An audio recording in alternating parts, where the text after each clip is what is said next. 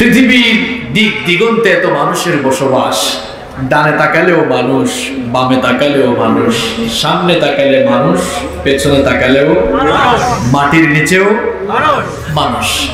পৃথিবীতে এত মানুষ, মানব বংশের বিস্তার সাধিত হয়েছে মাত্র একজন পুরুষ আর একজন নারী থেকে। পৃথিবীর প্রথম মানুষ এবং প্রথম নবী আবুল বশর সাইয়েদনা আদম আলাইহিস সালাম এবং আমাদের সকলের মা সাইয়েদাতুনা হাওয়া আলাইহাস সালাম, এই দুইজনের মাধ্যমে পৃথিবীতে মানব বংশের বিস্তার ঘটেছে। একটি পরিবার থেকে পৃথিবীতে এতগুলো পরিবার হয়েছে।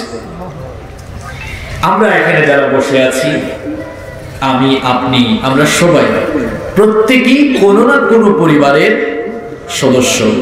পরিবার ছাড়া তো কোনো মানুষ হয় না। পরিবার ছাড়া কি কোনো মানুষের জন্ম হয়? কথা বল না কেন? এজন্য আমরা প্রত্যেকেই কোনো না কোনো পরিবারের সন্তান। পরিবার হচ্ছে একটি সমাজ এবং একটি রাষ্ট্রের মূল ভিত্তি, যার উপরে দাঁড়িয়ে আছে একটি সমাজ, যার উপরে ভিত্তি করে একটি রাষ্ট্রীয় কাঠামো তৈরি হয়। এজন্য একটি সমাজ আর রাষ্ট্রে পরিবারের ভূমিকা অত্যন্ত গুরুত্বপূর্ণ। আমরা প্রত্যেকেই সুখী হতে চাই কি চাই না? কথা বলেন, সুখী হতে চাই কি চাই না? কোন মানুষ একা একা সুখী হতে পারে না। কোন মানুষ ক্ষমতায় যেতে পারলেই সুখী হতে পারে না। কোন মানুষ বিত্তশালী সম্পদশালী হয়ে যেতে পারলেই সে সুখী হতে পারে না। পৃথিবীতে সুখী হওয়ার জন্য যে জিনিসটা সবচেয়ে বেশি প্রয়োজন, তার নাম হচ্ছে পরিবার। কোটি কোটি টাকা আছে, ক্ষমতায় গিয়েছে, কিন্তু পরিবারে কোনো শান্তি নাই, অশান্তির দাবানল জ্বলছে। যতই আপনি লোকটার বাহিরের চামড়া নাদুস নদুস দেখেন না কেন, এই লোকটার ভেতরের সবকিছু জ্বলে পুড়ে ছাই হয়ে যাচ্ছে, আপনি তা জানেন না। এজন্য পৃথিবীতে প্রকৃতপক্ষে সুখী মানুষ তারাই যারা একটি আলোকিত, একটি সুখী পরিবার পেয়েছে। পরিবার তো সকলেরই আছে। একটি পরিবারকে আমরা সুখী, স্বাচ্ছন্দ্যপূর্ণ, ইসলামের আলোয় আলোকিত একটি পরিবার হিসেবে যদি আমরা গঠন করতে না পারি, তাহলে সেই পরিবার কখনোই একটি সুন্দর পরিবার হিসাবে গড়ে উঠবে না। সেই পরিবারের সুখ শান্তি থাকবে না। একটি পরিবারকে যদি আমরা ইসলামের আলোয় আলোকিত এবং আদর্শিক একটি পরিবার হিসাবে গড়ে তুলতে চাই, তাহলে আদর্শ এবং সুখী পরিবার গঠনের যে উপাদানগুলো রয়েছে, সেই উপাদানগুলো আপনার ফ্যামিলিতে থাকার দরকার আছে না? একটি আদর্শ পরিবারের কিছু বৈশিষ্ট্য রয়েছে, কিছু উপাদান রয়েছে। একটি সুখী পরিবার গঠন করতে হলে ইসলাম কিছু ক্রাইটেরিয়া দিয়েছে, কিছু ইনস্ট্রাকশন দিয়েছে। সেগুলো যদি না থাকে, পরিবারের সুখ শান্তি থাকবে না। এজন্য আজকে আমি আপনাদের সামনে ইসলামের আলোয় আলোকিত এবং সুখী পরিবার গঠনের 13টি উপাদান কোরআন এবং সুন্নাহ থেকে আপনাদের সামনে তুলে ধরবো ইনশাআল্লাহ। যাদের পরিবার আছে, সুখ শান্তি পরিবারে নাই কেন বুঝে যাবেন আজকে। আপনি আবার মনে করিয়েন না যে হুজুর আমার সম্পর্কে এত ইনফরমেশন নিয়ে এখানে আসলো কেমনে? ভাই, আমি আপনাকে চিনি না, আপনার সম্পর্কে এত ইনফরমেশন আমি নেই। কিন্তু কোরআনের আয়াত হাদিস আপনার সাথে মিলে গেলে জীবন পরিবর্তন করার দরকার আছে না? নেই? যারা পরিবার এখনো গঠন করেন নাই, তারাও তো কোনো না কোনো পরিবারের সদস্য এখন, তাই না? তার সঙ্গে একটি আলোকিত পরিবার, একটি সুখী পরিবার গঠনের জন্য কি কি করা দরকার, সেগুলো আমরা জেনে নিই। কয়টা পয়েন্ট নিয়ে আলোচনা করব সবাই বলেন তো? আমি কিন্তু আলোচনা মুখস্থ করাই, জানেন তো আপনারা। আলোচনা মুখস্থ বলতে আলোচনার মূল পয়েন্টগুলো আপনাদেরকে মুখস্থ করাবো। তাহলে ইসলামের আলোয় আলোকিত এবং একটি সুখী পরিবার গঠনের জন্য কয়টা জিনিস প্রয়োজন? সবাই বলেন কয়টা? 13টা। নাম্বার 1 শুরু হয়ে যাচ্ছে, কিন্তু যাদের কাছে স্মার্টফোন আছে নোট করে নেবেন।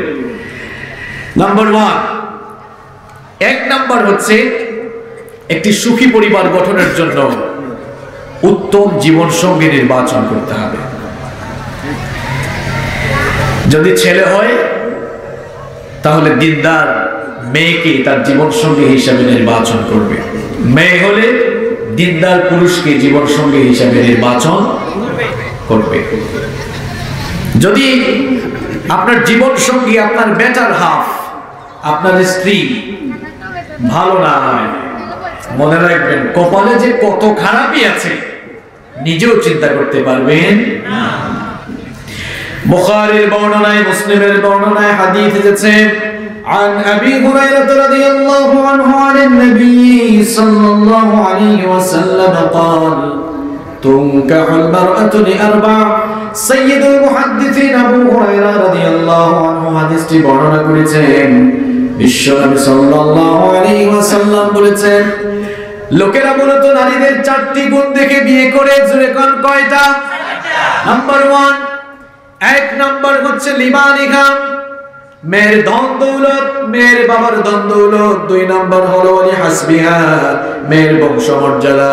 3 নাম্বার হলো ওয়ালি জামালিহা, মেয়ের রূপ সৌন্দর্য। আর 4 নাম্বার হলো ওয়ালি দীনিহা, মেয়ের দিনদারিতা। এই 4টি বিষয়ের প্রতি লক্ষ্য রেখে পুরুষরা নারীদেরকে বিয়ে করে। এই 4টি কোয়ালিটির মধ্যে সবচাইতে বেশি প্রায়োরিটি দিতে হবে যেই কোয়ালিটিকে, সবচাইতে বেশি প্রাধান্য দিতে হবে যেই গুণাবলীকে। রাসূল করিম সাল্লাল্লাহু আলাইহি ওয়াসাল্লাম বললেন, ফাজফার বিদাতিদ দীনি তারিবাত ইয়াদাক, সবার আগে দিনদার মেয়েকে প্রাধান্য দাও। কারণ মেয়েটা যতই সুন্দরী আর রূপসী হোক না কেন, তার বাবার যতই ধন দৌলত থাকুক না কেন, সে যতই ভালো বংশের মেয়ে হোক না কেন, তার মধ্যে যদি দিনদারিতা না থাকে, তার মধ্যে যদি 5 ওয়াক্তের নামাজের আমল না থাকে, তার মধ্যে যদি তাসবিহ তাহলিল জিকির আজকার করার আমল না থাকে, তার মধ্যে যদি পর্দা না থাকে, তাহলে আপনার ঘরটা জাহান্নামে পরিণত হয়ে যাবে। আর মেয়েটা যদি দেখতে সুন্দর কম হয়, রূপসী যদি কম হয়, মেয়ের বাবার ধন দৌলত যদি কম হয়, মেয়ের বংশ মর্যাদা যদি এত ভালো না হয়, কিন্তু মেয়েটার ভেতরে যদি দিনদারিতা থাকে, তার মধ্যে যদি নামাজ থাকে, তার মধ্যে যদি পর্দা থাকে, তার মধ্যে যদি ইসলামের আদর্শ থাকে, এমন দিনদার মেয়েটাকে আপনার জীবন সঙ্গী করে জীবন শুরু করে দিলে, দাম্পত্য জীবন শুরু করলে, আপনার ঘরটা জান্নাতের রঙে রঙিন হয়ে যাবে।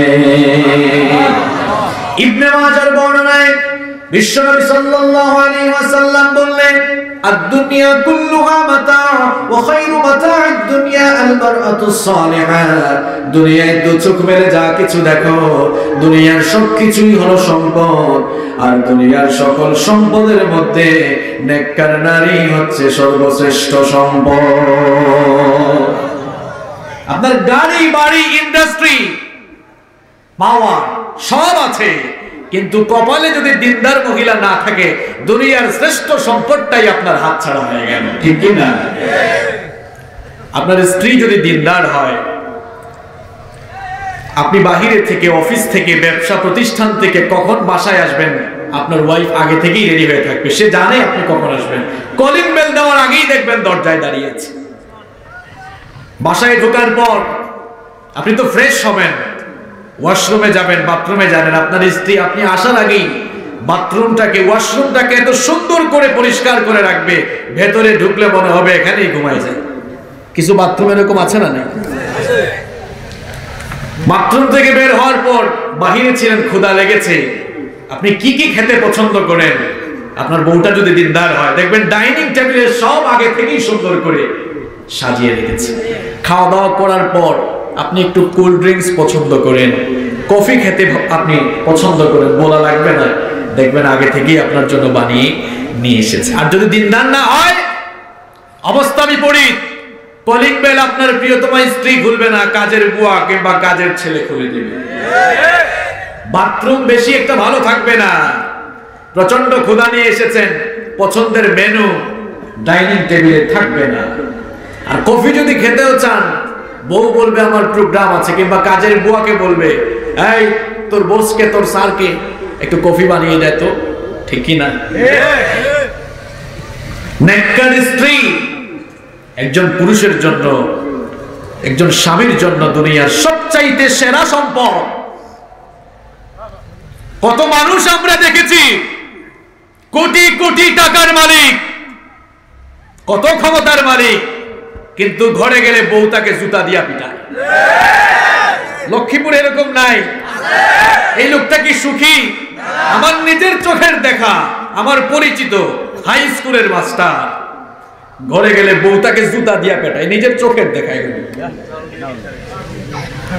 এজন্য দিনদার স্ত্রী, এটা আমার কথা নয়, রাসূল করিম সাল্লাল্লাহু আলাইহি ওয়াসাল্লাম বলছেন, যে পুরুষ দিনদার একজন স্ত্রী পেল। অন্য হাদিসে দেখেন বিশ্বনবী কি বললেন, কি চমৎকার কথা।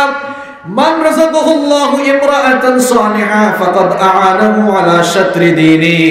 বিশ্বনবী সাল্লাল্লাহু আলাইহি ওয়াসাল্লাম বললেন, আল্লাহ তাআলা যাকে নেককার দিনদার স্ত্রী দান করেছেন, সে যেন ইসলামের অর্ধেক আল্লাহর কাছ থেকে পেয়ে গেল। এটা সবচেয়ে বড় নিয়ামত। রাসূল করিম সাল্লাল্লাহু আলাইহি ওয়াসাল্লাম বলছেন, যেই লোকটা নেককার স্ত্রী লাভ করলো, সেই ইসলামের অর্ধেকই পেয়ে গেল। তো অর্ধেক যদি পেয়ে যায়, বাকি আছে আরো অর্ধেক। রাসূল করিম সাল্লাল্লাহু আলাইহি ওয়াসাল্লাম বলছেন, ফালইয়াত্তাকিল্লাহা ফিশ-শাত্রি সানি। আর বাকি অর্ধেকের ব্যাপারে সেজন্য আল্লাহ তাআলাকে ভয় করে চলে, তাকওয়ার নীতি অবলম্বন করে চলে, তাহলে বাকি অর্ধেকও তাকে দিয়ে দিবেন কে? আল্লাহ। নেককার স্ত্রী আপনার জন্য দুনিয়ার সবচাইতে শ্রেষ্ঠ সম্পদ। তারগীবের মধ্যে হাদিস বর্ণিত হয়েছে, বিশ্বনবী সাল্লাল্লাহু আলাইহি ওয়াসাল্লাম বলেছেন, আরবাউম মিনাস সাআদা, চারটি জিনিস মানুষের জীবনে সৌভাগ্য বয়ে আনে। জোরে কোন তো কয়টা? চারটি জিনিস মানুষের জীবনে সৌভাগ্য বয়ে আনে। নাম্বার 1, এক নাম্বার হলো আল মারআতুস সালিহা, নেককার দিনদার স্ত্রী। 2 নাম্বার হলো ওয়াল মাসকানুল ওয়াসিআ, একটা সুন্দর প্রশস্ত বাড়ি। 3 নাম্বার হলো ওয়াল জারুস সালিহ, ভালো প্রতিবেশী। আর 4 নাম্বার হলো ওয়াল মারকাবুল হানি, সুন্দর একটি বাহন। এই 4টা জিনিস যাকে আল্লাহ দিয়েছে, সেই লোকটা দুনিয়ার সৌভাগ্য পেয়ে গিয়েছে। তাহলে সৌভাগ্যের লক্ষণ কয়টা? সৌভাগ্যের আলামত কয়টা? আচ্ছা, সৌভাগ্যের আলামত যদি হয় 4টা, তাহলে দুর্ভাগ্যের আলামত কয়টা হওয়ার সম্ভাবনা? 4টাই। বিপরীত। রাসূল করিম সাল্লাল্লাহু আলাইহি ওয়াসাল্লাম এবার বলছেন, আরবাউম মিনাশ শাকা, 4টি জিনিস হচ্ছে দুর্ভাগ্যের আলামত। 4টি জিনিস মানুষের জীবনকে দুর্বিষহ করে তোলে। নাম্বার 1, 1 নাম্বার হচ্ছে আল মারআতুস সু, খারাপ স্ত্রী। নাম্বার 2 নাম্বার হচ্ছে ওয়াল মাসকানুদ দাইয়িক, সংকীর্ণ বাড়ি। নাম্বার 3 নাম্বার হচ্ছে আল জারুস সু, খারাপ প্রতিবেশী। আর 4 নাম্বার হচ্ছে ওয়াল মারকাবুস সু, খারাপ বাহন, যেটা চলে না, যেটা কি হয় না, চলে না। তাহলে সৌভাগ্যের যে 4টি আলামত এই হাদিসে বিশ্বনবী সাল্লাল্লাহু আলাইহি ওয়াসাল্লাম বললেন, তার মধ্যে একটা হচ্ছে নেককার স্ত্রী। ইবনে মাজার মধ্যে একটি হাদিস বর্ণিত হয়েছে, সাওবান রাদিয়াল্লাহু আনহু হাদিসটি বর্ণনা করেছেন। তিনি বলছেন, লাম্মা নাযালাত হাযিহিল আয়া ওয়াল্লাযীনা ইয়াকনিজুনা আয-যাহাবা ওয়াল ফিদ্দাতা ওয়া লা ইউনফিকুনাহা ফী সাবীলিল্লাহি ফাবাশশিরহুম বিআযাবিন আলীম। সাওবান রাদিয়াল্লাহু আনহু বলছেন, এই আয়াত যখন নাযিল হলো, এর অর্থ হলো যারা তাদের স্বর্ণ রূপকে জমা রাখে, এগুলোর যাকাত যারা দেয় না, তাদের জন্য আল্লাহ পাক কঠিন আযাবের ব্যবস্থা রেখেছেন। সাওবান রাদিয়াল্লাহু আনহু বলছেন, কুন্না মা'আন নাবিয়্যি সাল্লাল্লাহু আলাইহি ওয়াসাল্লাম ফি বা'দি আসফারিহি, আমরা রাসূল করিম সাল্লাল্লাহু আলাইহি ওয়াসাল্লামের সাথে এক সফরে থাকাকালে এই আয়াতটি নাযিল হলো।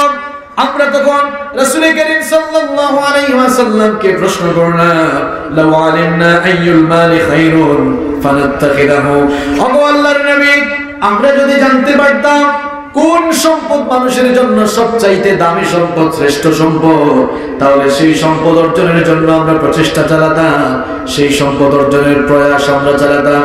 রাসূল করিম সাল্লাল্লাহু আলাইহি ওয়াসাল্লাম জবাব দিলেন, এই দুনিয়ায় মানুষের জন্য সবচাইতে দামি সম্পদ হলো 3টি। জোরে কোন কয়টি? নাম্বার 1, 1 নাম্বার হলো লিসানুন যাকির, আল্লাহর যিকরকারী জিহ্বা। আর 2 নাম্বার হলো কলবুন শাকির, আল্লাহর কৃতজ্ঞ আদায়কারী কলব, আল্লাহর কৃতজ্ঞ আদায়কারী অন্তর। আর 3 নাম্বার হলো ওয়াজাউজাতুম মুমিনাতুন তুঈনুহু আলা ঈমানি। রাসূল করিম সাল্লাল্লাহু আলাইহি ওয়াসাল্লাম বললেন 3 নাম্বার হলো নেককার স্ত্রী, যে তার স্বামীকে ঈমান আর ইসলামের পথে চলতে সহযোগিতা করে। আপনার স্ত্রী যদি নেককার হয়, আযান হয়ে গেলেই আপনাকে বলবে যান তাড়াতাড়ি মসজিদে চলে যান। স্ত্রী যদি নেককার হয়, দিনদার হয়, ফজরের আযান হয়ে গেলে গরম পানি রেডি করে বলবে প্রিয়তম স্বামী আমার উঠে যান, আযান হয়েছে নামাজে যান। আর যদি বিপরীত হয়, দিনদার না হয়, যদি খবিশ হয়ে যায়, আপনি নামাজে যেতে চাইলেও বারণ করবে, বলবে এতবার কি যাওয়া লাগে, ঠিক কি না? এজন্য একজন পুরুষের জন্য নেককার নারী হচ্ছে সবচাইতে শ্রেষ্ঠ সম্পদ। প্রিয় ভাইরা, ফ্যাক্টরি যদি ভালো না হয়, ওই ফ্যাক্টরির প্রোডাক্ট গুলো কিন্তু ভালো হয়।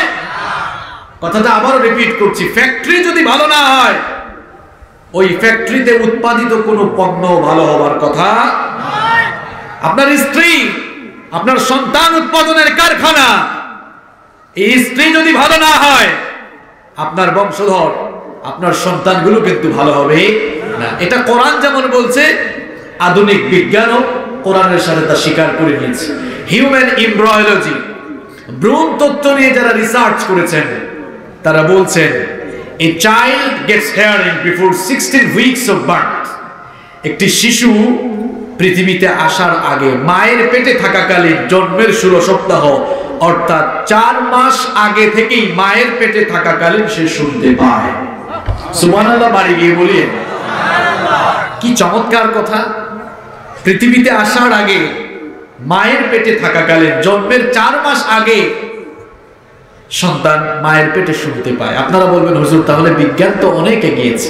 হ্যাঁ, এগিয়েছে ঠিক, কিন্তু কোরআনের চাইতে বেশি আগাতে পারে, কারণ এই কথা কোরআনে কারীমেও রয়েছে। আল্লাহ তাআলা কোরআনে কারীমের যত জায়গায় শ্রবণ শক্তি আর দর্শন শক্তির কথা বলেছেন, দর্শন শক্তির আগে শ্রবণ শক্তির উল্লেখ করেছেন। ফর এক্সাম্পল, ইন্নাস সামআ ওয়াল বাসারা ওয়াল ফুআদা কুল্লু উলাইকা কানা আনহু মাসউলা। আল্লাহ তাআলা এখানে শ্রবণ শক্তি আর দর্শন শক্তির জন্য সাম এবং বাসার শব্দ দিয়েছেন। বাসার মানে হচ্ছে দৃষ্টি শক্তি, আর সাম মানে হচ্ছে শ্রবণ শক্তি। যারা কোরআন পড়েন, গবেষণা করেন, কোরআন খুলে দেখেন, যত জায়গায় আল্লাহ তাআলা সাম আর বাসার শব্দ দিয়েছেন, বাসারের আগে আল্লাহ তাআলা সাম শব্দ দিয়েছেন। আরো অন্যান্য কত আয়াত আছে, যেমন ওয়াজআলা লাকুমুস সামআ ওয়াল আবসারা ওয়াল আফইদা। এর একটি সায়েন্টিফিক এক্সপ্লেনেশন হচ্ছে, যেহেতু আল্লাহ তাআলা বাসারের আগে সাম শব্দ দিয়েছেন, দৃষ্টি শক্তির আগে শ্রবণ শক্তির উল্লেখ করেছেন, তার মানে মানব সন্তান দৃষ্টি শক্তির আগে শ্রবণ শক্তি লাভ করে। আল্লাহু আকবার।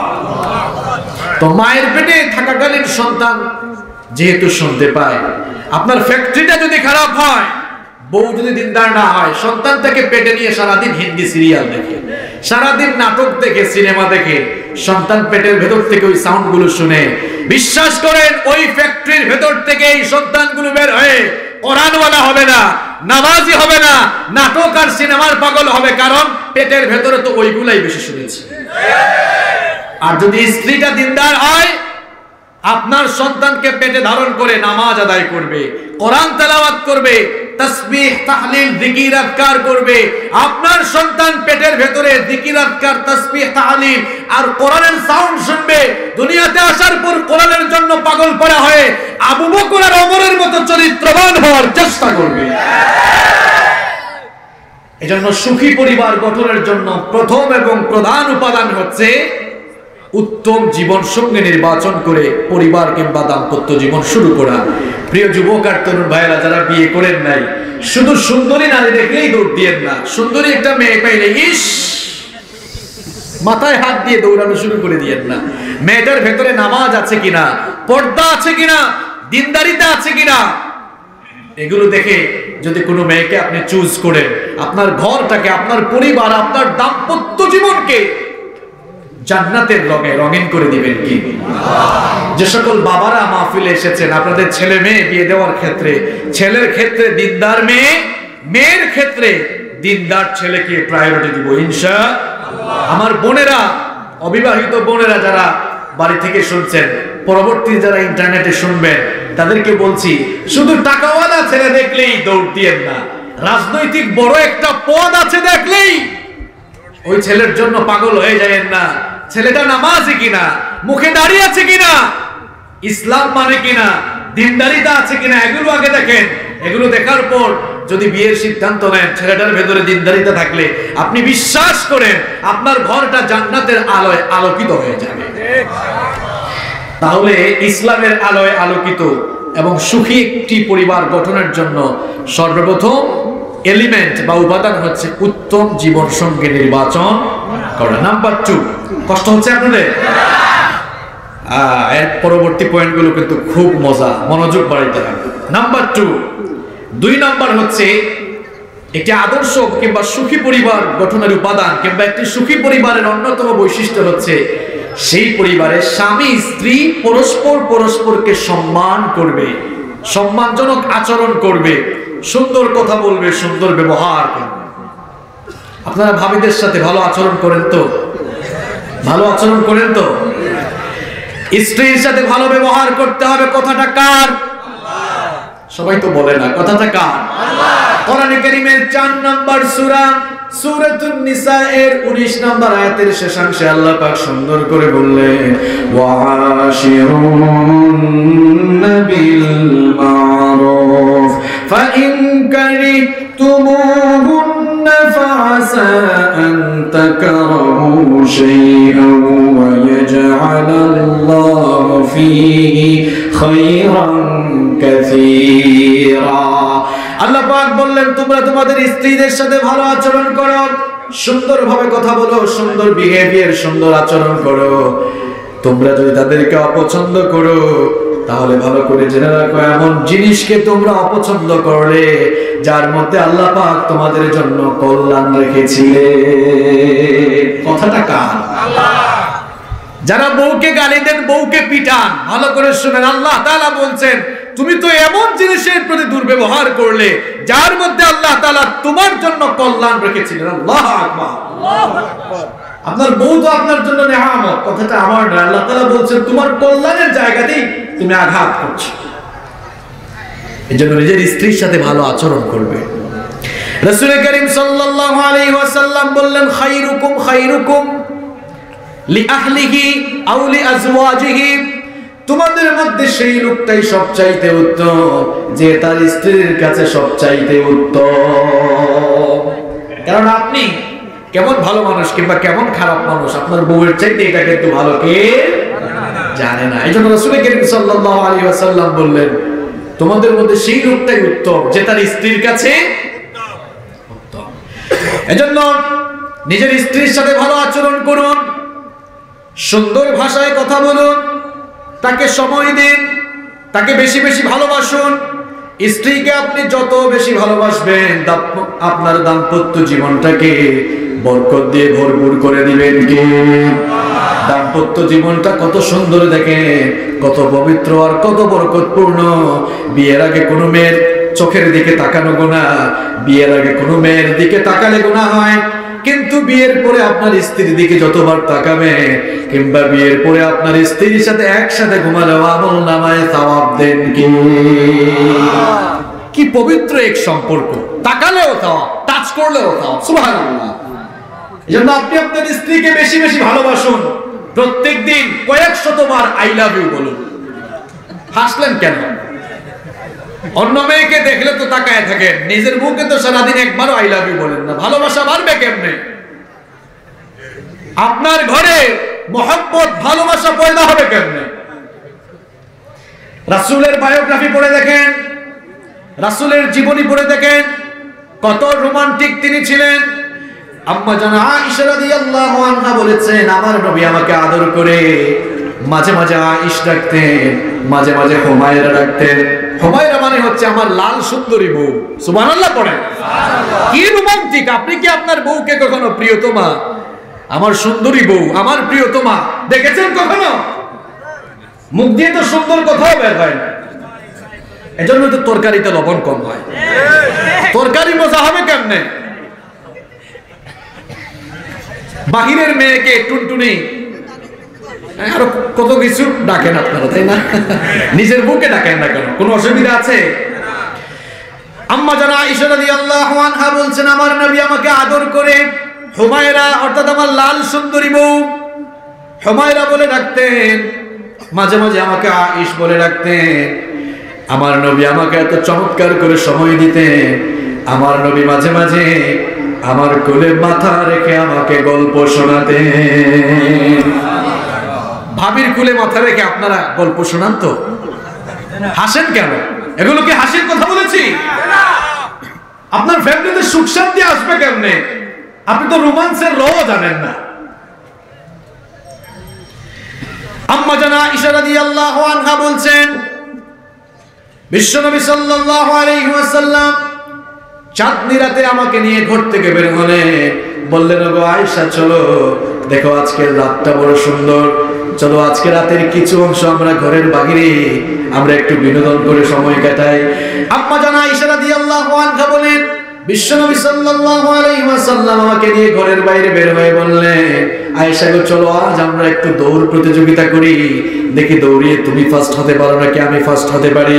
বিশ্বনবী সাল্লাল্লাহু আলাইহি ওয়াসাল্লাম কি কোনো কম্পিটিশনে হারানোর ক্ষমতা দুনিয়ার কারো আছে নাকি? দুনিয়ার কারো কোনো ক্ষমতা নাই। কিন্তু বিশ্বনবী সাল্লাল্লাহু আলাইহি ওয়াসাল্লাম নিজের স্ত্রীর মনোরঞ্জনের জন্য, নিজের স্ত্রীকে খুশি করার জন্য ইচ্ছে করে সেদিন হেরে গেলেন। কিছুদিন পর আবার বললেন, আয়েশা গো, চলো আজ আবার একটু দৌড় প্রতিযোগিতা করি, আমরা দেখি কে ফার্স্ট হয়, তুমি না আমি। ওই দিন বিশ্বনবী সাল্লাল্লাহু আলাইহি ওয়াসাল্লাম আমাদের মা আম্মা জান আয়েশা রাদিয়াল্লাহু আনহাকে কোনো সুযোগই দিতে চাইলেন না। দৌড়িয়ে তিনি ফার্স্ট হয়ে বললেন, আয়েশা গো, আজকে আমি দৌড় প্রতিযোগিতায় ফার্স্ট হয়ে সেই দিনকার প্রতিশোধ তোমার থেকে নিয়ে নিলাম। আল্লাহু আকবার! কি চমৎকার, কি ফ্যান্টাস্টিক বিনোদন করতেন মুহাম্মদ সাল্লাল্লাহু আলাইহি ওয়াসাল্লাম। মাঝে মাঝে ভাবির সাথে এক প্লেটে খাবেন, সম্পর্ক বাড়বে কেমনে আপনাদের? আপনারা তো এক প্লেটে খান না। কিন্তু আমার নবী কতটা রোমান্টিক ছিলেন শুনেন। আম্মা জান আয়েশা রাদিয়াল্লাহু আনহা বলেছেন, আমি যে গ্লাসের মধ্যে যেখানে ঠোঁট লাগিয়ে পানি পান করতাম, আমার নবী আলাদা কোনো গ্লাস ব্যবহার করতেন না। আমার ব্যবহৃত গ্লাসে যেখানে আমি ঠোঁট লাগিয়ে পানি পান করতাম, আমার নবী ঠিক ওই জায়গায় ঠোঁট লাগিয়ে তিনিও পানি পান করতেন। ভাবির সাথে খেতে বসলে একটা গ্লাস লাগবে, ওই গ্লাসে আপনিও খান, ভাবিও পানি খান, দেখবেন মহব্বত বাড়বে, ভালোবাসা বাড়বে। এক প্লেটে খান, একজন আরেকজনকে খাওয়ায় দেন, মহব্বত বাড়বে, ঠিক কি না? এগুলো তো আমার বানানো কথা নয়, এগুলো সব নবীজির আমল। আম্মা জান আয়েশা রাদিয়াল্লাহু আনহা বলছেন, আপনারা তো নবীজির সিরাত পড়েন না, বায়োগ্রাফি পড়েন না, কিছুই জানেন না। আম্মা জান আয়েশা রাদিয়াল্লাহু আনহা বলছেন, আমি যখন কোনো মাংসের টুকরা নিতাম, কোনো হাড্ডি নিতাম, আমি যেখানে মাংসের টুকরার যেখানে আমি ঠোঁট লাগিয়ে খেতাম, আমার হাত থেকে মাঝে মাঝে মাংসের ওই টুকরাটি কেড়ে নিয়ে আমার নবী ঠিক সেই জায়গাতে কামড় দিয়ে গোশতের টুকরা খেতেন। এক টুকরা মাংস হাতে নিয়ে প্রথমে ভাবিকে খাওয়ান, বাকিটা আপনিও খান। ভালোবাসা বাড়িয়ে দিবেন কে? কথা কম না কেন? বাড়িয়ে দিবেন কে? অফিস থেকে আসার সময়, কাজ শেষে আসার সময় মাঝে মাঝে গোলাপ ফুল নিয়ে আসিয়েন, লুকায় রাখিয়েন, এসে সুন্দর করে দিবেন, বলবেন আই লাভ ইউ। আজকে আমাদের দেশে পরকীয়া বাড়ছে কেন? স্বামী স্ত্রীর সম্পর্কের দূরত্ব বাড়ছে কেন? কারণ স্বামী স্ত্রীর মধ্যে যেই ভালোবাসার সম্পর্ক থাকার কথা ছিল, সেই সম্পর্ক আজকে সারাদিন ইন্ডিয়ান সিরিয়াল দেখে দেখে এখনকার মহিলারা পরকীয়া শিখে, ঠিক কি না? নিজের স্ত্রীর জন্য সব সময় পরিপাটি থাকবেন। অনেক ভাইয়েরা আছে ঘর থেকে বের হওয়ার সময় খুব সুন্দর শার্ট গায়ে দেয়, খুব সুন্দর করে সাজগুজ করে বের হয়, কিন্তু ঘরে ভাবির সামনে, নিজের বউয়ের সামনে খুব একটা পরিপাটি থাকে না। এরকম আছে না নাই? আচ্ছা, আপনার বউ আপনার সামনে সব সময় পরিপাটি থাকুক, এটা আপনি চান কি চান না? তা আপনার চাহিদাটা আপনি বুঝলেন, আপনার স্ত্রীর চাহিদাও আপনার বুঝার দরকার আছে না নাই? আপনার স্ত্রীও কিন্তু চায় যে আপনিও তার সামনে পরিচ্ছন্ন, পরিপাটি, নিট এন্ড ক্লিন থাকেন। আপনি থাকেন না কেন? রাইসুল মুফাসসিরিন আব্দুল্লাহ ইবনে আব্বাস রাদিয়াল্লাহু আনহু বলছেন, ইন্নী উহিব্বু আন আতাযায়্যানা লিইমরাআতি কামা উহিব্বু আন তাতাযায়্যানানি। আমার জন্য আমার স্ত্রী সাজগোজ করুক, এটা আমি যেমন পছন্দ করি, তেমনি আমার স্ত্রীকে মনোরঞ্জিত করার জন্য আমিও তার জন্য সুসজ্জিত হওয়াটাকে পছন্দ করি। ভাবি যখনই সাজগোজ করবে প্রশংসা করবে। আপনারা তো প্রশংসা করেন না, দিনের পর দিন সাজগোজ করে পছন্দ করেন না, একটু সুন্দর কমেন্টস করেন না, একটু কমপ্লিমেন্ট দেন না, প্রশংসা করেন না। আপনারা যে করেন না, কোন সময় যে পাশের বাড়ির কোন ভাই বলে ফেলবে ভাবি আপনাকে কিন্তু হ্যাপি লাগতেছে, এই কথা বললে ঝামেলা আছে না নাই? কথা কন না কেন, ঝামেলা আছে না নাই? বেশি বেশি প্রশংসা করবেন, তরকারিতে আর লবণ কম হবে। আপনি অসুস্থ হলে ভাবি যেমন আপনার সেবা করে, আপনার ওয়াইফ অসুস্থ হলেও আপনি আপনার ওয়াইফের সেবা করবেন। রাসূল করিম সাল্লাল্লাহু আলাইহি ওয়াসাল্লামের মেয়ের জামাই সাইয়েদনা ওসমান বিন আফফান দিন-নুরাইন যার উপাধি ছিল, যাকে দেখলে ফেরেশতারাও লজ্জা করত। আল্লাহু আকবার। ওসমান বিন আফফান রাদিয়াল্লাহু আনহু তিনি কিন্তু বদরের যুদ্ধে অংশগ্রহণ করেন নাই। রাসূল করিম সাল্লাল্লাহু আলাইহি ওয়াসাল্লাম বললেন, বদরের যুদ্ধে অংশ নিল না কেন? ওসমান বিন আফফান রাদিয়াল্লাহু আনহু বললেন, ওগো আল্লাহর নবী, আপনার মেয়ে অসুস্থ ছিল, আমার প্রিয়তমা স্ত্রী অসুস্থ থাকায় আমি আমার প্রিয়তমা স্ত্রীর সেবা করেছি। এই কথা শুনে বিশ্বনবী সাল্লাল্লাহু আলাইহি ওয়াসাল্লাম বললেন, ইন্না লাকা আজরা রাজুলিন মিম্মান শাহিদা বাদরা ওয়া সাহমাহু। বিশ্বনবী সাল্লাল্লাহু আলাইহি ওয়াসাল্লাম বললেন, বদরের যুদ্ধে অংশগ্রহণ করে যারা শহীদ হয়েছে, তুমি তোমার স্ত্রীর সেবা করার কারণে সেই সওয়াব আল্লাহ তোমার আমলনামায় দান করবে। ভাবি অসুস্থ হলে ভাবির সেবা করবেন, ঘরের কাজে সহযোগিতা করবেন। আপনারা তো ঘরের কাজে সহযোগিতা করতেই চান না, নিজের স্ত্রীকে কাজের বেটি বানিয়েছে। আমার নবীর আদর্শ থেকে আপনি শেখার চেষ্টা করুন। আম্মা জান আয়েশা রাদিয়াল্লাহু আনহা বলছেন, রাসূল করিম সাল্লাল্লাহু আলাইহি ওয়াসাল্লাম দিন শেষে ক্লান্ত শ্রান্ত পরিশ্রান্ত হয়ে ঘরে ফিরে এসেছেন। মাঝে মাঝে এমন হয়েছে ঘরে রান্না বান্না প্রস্তুত হয় নাই, কোনদিনও তিনি আমাদের সাথে রাগ করেন নাই, বরং বলেছেন, আয়েশা গো চলো রান্না বান্নার কাজে আমি তোমাদেরকে সহযোগিতা করব। বিয়ের পরে আজ পর্যন্ত থালা বাসন ঘষছেন কে? একটু হাত তুলেন তো। মাশাআল্লাহ, যারা হাত তুলছেন নিশ্চয়ই ভাবিদের সাথে আপনাদের সুসম্পর্ক ভালো। হাত নামা। বাকিরা কি করে? বাকিরা কি করে? যারা বিয়ে করছে তাদের অবস্থা কি? মাঝে মাঝে ডাইনিং টেবিল থেকে প্লেটগুলো বাটিগুলো আপনিও নিয়ে সহযোগিতা করবেন। আপনার স্ত্রী আপনাকে নিতে দিবে না, কিন্তু এই যে আপনি ধরেছেন, দেখবেন আপনার প্রতি ভালোবাসা আরো বেড়ে যাবে। বিবাহ বার্ষিকী আসলে গিফট নিয়ে আসবেন, মাঝে মাঝে বাসায় গিফট নিয়ে আসবেন। আপনার স্ত্রী যেটা খেতে পছন্দ করে বাসায় আসার সময় ওই জিনিসটা নিয়ে আসেন। সে যে জিনিসটা খেতে পছন্দ করে ওটা নিয়ে আসেন, মাঝে মাঝে গিফট করে, দেখবেন ভালোবাসা বাড়িয়ে দিবেন কি। আর খবরদার, বাচ্চাদের সামনে হাজবেন্ড ওয়াইফ স্বামী স্ত্রী কখনো ঝগড়া করবেন না। বাচ্চাদের সামনে হাজবেন্ড ওয়াইফ স্বামী স্ত্রী ঝগড়া করে, এরকম পরিবার লক্ষ্মীপুরে নাই। খবরদার, এই কাজ কখনো করবেন না, ভুলেও করবেন না। বাচ্চাদের সামনে হাজবেন্ড ওয়াইফ যদি ঝগড়া করেন, দেখবেন বাচ্চার মন মস্তিষ্ক কিন্তু খারাপ হয়ে যাবে। এটা তার উপরে ইফেক্ট করবে কি। একটা ফ্যামিলিতে রাগ অভিমান থাকতেই পারে, কিন্তু সেটা পার্সোনালি গিয়ে আলাদা কোনো রুমে করেন, আলাদা জায়গায় গিয়ে করেন। খবরদার, সন্তানদের সামনে করা যাবে। তাহলে সুখী পরিবার গঠনের 2 নাম্বার উপায়, 2 নাম্বার উপাদান কি বললাম? হাজবেন্ড ওয়াইফ একজন আরেকজনের সাথে ভালো আচরণ। শুধু তো আপনাদের কথা বললাম, আপনাদের মনে মনে একটা কথা থাকতে পারে যে হুজুর খালি আমরা আমাদের বউদের সাথে ভালো আচরণ করব, আমাদের বউরা কি আমাদের সাথে ভালো আচরণ করবে না? অবশ্যই করবে। মা বোনরা যারা শুনছেন তাদেরকে আমরা বলতে চাই, আপনার জন্য আপনার স্বামী হচ্ছে দুনিয়ার সবচেয়ে বড় নেয়ামত। আপনার স্বামীর খেদমত করেন, স্বামীর আনুগত্য করেন, স্বামীকে সন্তুষ্ট রাখেন, কারণ আপনার স্বামী আপনার জন্য এমন সম্মানের পাত্র।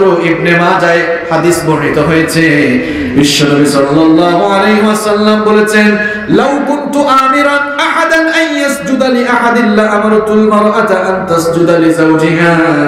বিশ্বনবী সাল্লাল্লাহু আলাইহি ওয়াসাল্লাম বললেন, দুনিয়ায় মানুষ মানুষকে সাজদা করে যদি হারাম না হতো, তাহলে দুনিয়ার সকল নারীদেরকে আমি অর্ডার দিতাম তারা যেন তাদের স্বামীদেরকে সাজদা করে। আল্লাহু আকবার। কত সম্মান দিয়েছেন, কত মর্যাদা দিয়েছেন।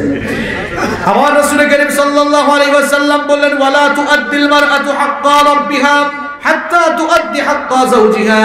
বিশ্বনবী সাল্লাল্লাহু আলাইহি ওয়াসাল্লাম বললেন, ততক্ষণ পর্যন্ত একজন নারী তার রবের হক আদায় করতে পারবে না যতক্ষণ না ওই নারী তার নিজের স্বামীর হক আদায় করতে না পারে। আল্লাহু আকবার। কি ভয়ঙ্কর কথা! ততক্ষণ না একজন নারী তার স্বামীর হক আদায় করতে পারবে, ততক্ষণ পর্যন্ত ওই নারী তার রব অর্থাৎ আল্লাহর হক আদায় করতে পারবে। এজন্য মা বোনরা যারা আছেন, নিজের স্বামীর খেদমত করেন, স্বামীর সাথে ভালো আচরণ করেন, স্বামীর প্রায়োরিটি পছন্দ অপছন্দ গুলোকে মূল্যায়ন করার চেষ্টা করেন। সংসারগুলোতে বরকত দিবেন কে? বিশ্বনবী সাল্লাল্লাহু আলাইহি ওয়াসাল্লাম বললেন, ইদা সাল্লাত আল মারআতু খামসাহা ওয়া সামাত শাহরাহা ওয়া হাফিজাত ফারজাহা ওয়া আতাআত যাওজাহা কিলা লাহা উদখুলিল জান্নাতা মিন আইয়ি আবওয়াবিল জান্নাতি শি'তি।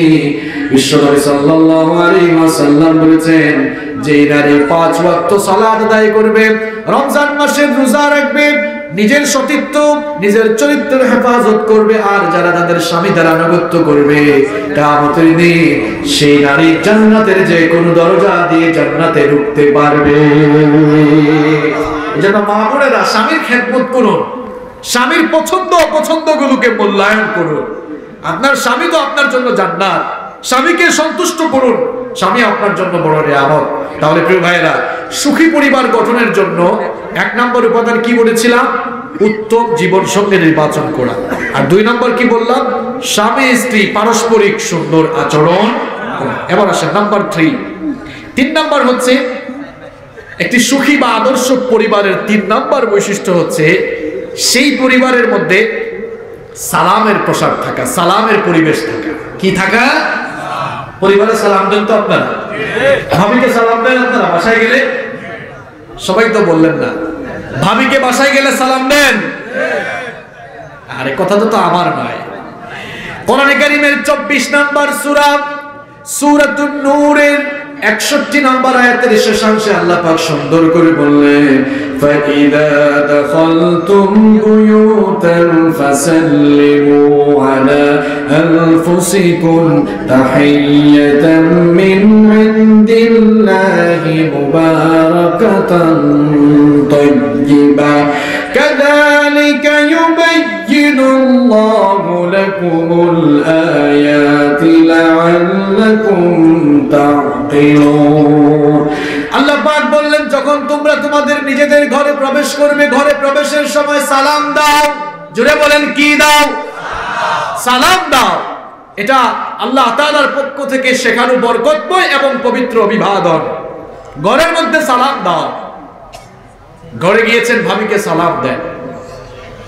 এক লোক বলল, হুজুর সালাম দিয়ে তো বিপদেও পড়েছে। কি বিপদ? কয়, হুজুর কলিং বেল চাপলাম, স্ত্রী যখন দরজা খুললো বললাম আসসালামু আলাইকুম, সালামের জবাব ওয়ালাইকুম আসসালাম না হয় স্ত্রী জবাব দিল, কি ফাইজলামি করো, আমাকে তুমি চিনো না? মানে আমরা মনে করি সালাম শুধুমাত্র কিছু স্পেসিফিক পারসন যারা তাদেরকে দেয়া যাবে না। সালাম সকলকেই দেয়া যাবে। মুসলমান যারা সকলকেই সালাম দেওয়া যাবে, কোনো অসুবিধা। ছোট বড়কে দিবে, বড় ছোটকে। একটি আদর্শ পরিবারের বৈশিষ্ট্য হচ্ছে সেই সমাজে বাবা, সেই পরিবারে বাবা তার ছেলে মেয়েকে সালাম দিবে, ভাই ভাইকে সালাম দিবে, ভাই বোনকে সালাম দিবে, ছোট বড় বড় ছোট সকলে সকলকে সালাম করবে, দাদা কিংবা নানা নাতি নাতনিদেরকে সালাম দিবে। আপনারা সালাম দেন তো? আপনাদের ছেলে মেয়ে নাতি নাতনিদেরকে আপনারা সালাম দিলে দেখবেন তারা আপনাদের কাছ থেকে সালামের ট্রেনিং পেয়ে যাবে। সালামের কি পেয়ে যাবে? এখন সালাম নাই, এখন আমরা বলি হাই, হেই, আছে না নাই? এক লোক সকালবেলা বউয়ের সাথে ঝগড়া করে ঘর থেকে বের হয়েছে। তা আপনাদের বটতলি বাজারে যাওয়ার পর তার বন্ধু এসে বলল, হাই দোস্ত, কিংবা বললো গুড মর্নিং। এমনিতেই আছে রাগের মুড নিয়ে, আপনি গিয়ে বলেন গুড মর্নিং, কাছে পাইলে উল্টা থাপ্পড় দিয়ে বলবে এটা ব্যাড মর্নিং আমার জন্য। কিন্তু যতই খারাপ মুড থাকুক, আপনি যদি গিয়ে বলেন আসসালামু আলাইকুম, রাগ করার সুযোগ আছে? রাগ করার সুযোগ আছে? কারণ সালাম মানেই তো দোয়া। সালাম মানেই আমি তো তার জন্য দোয়া করলেন যে আল্লাহ তাআলা তোমার উপরে শান্তি বর্ষণ করুন, সুবহানাল্লাহ। এজন্য সালামের পরিবেশ রাখবেন ঘরের মধ্যে। ভাবিরা যারা শুনছেন, মা বোনরা যারা শুনছেন, ভাইদেরকেও সালাম দেওয়ার দরকার আছে না নাই? ভাবি আর না যে হুজুর আজকে তো সাইজ করে পাঠাচ্ছে, রেডি থাকি, আজকে তো সালাম পাবো না, আপনারও আগে সালাম দেওয়ার দরকার আছে না নাই? বিশ্বনবী সাল্লাল্লাহু আলাইহি ওয়াসাল্লামের প্রিয় সাহাবী আনাস রাদিয়াল্লাহু আনহু বলছেন, আমাকে রাসূল করিম সাল্লাল্লাহু আলাইহি ওয়াসাল্লাম বললেন, ইদা দাখালতা আলা আহলিকা ফাসাল্লিম, তুমি যখন ঘরে ঢুকবা তখন সবাইকে সালাম দিবা, ইয়াকুম বারাকাতুন আলাইকা ওয়া আলা আহলি বাইতিকা, কারণ এই সালাম তোমার আর ওই ঘরবাসী সকলের জন্য বরকতের কারণ হয়ে দাঁড়াবে। ঘরে সালামের পরিবেশ সৃষ্টি করুন। ঘুম থেকে উঠে দরজা খুলেই ছেলেকে পেয়েছেন, আসসালামু আলাইকুম। আপন ভাই বড় ভাই ছোট ভাইকে পেয়েছেন, ছোট ভাই বড় ভাইকে পেয়েছেন, পাশাপাশি লোক দরজা খুলেছেন, আসসালামু আলাইকুম। সালাম দিলে কি লস আছে? হাদিস শরীফ থেকে শোনাচ্ছি, আসসালামু আলাইকুম বললে আমলনামায় 10টা নেকি দেওয়া হয়, আর আসসালামু আলাইকুম ওয়া রাহমাতুল্লাহ পর্যন্ত বৃদ্ধি করলে 20টা নেকি দেওয়া হয়। আসসালামু আলাইকুম ওয়া রাহমাতুল্লাহি ওয়া বারাকাতুহু পর্যন্ত বৃদ্ধি করে সালাম দিলে আমলনামায় 30টা নেকি আল্লাহ দান করে দেন।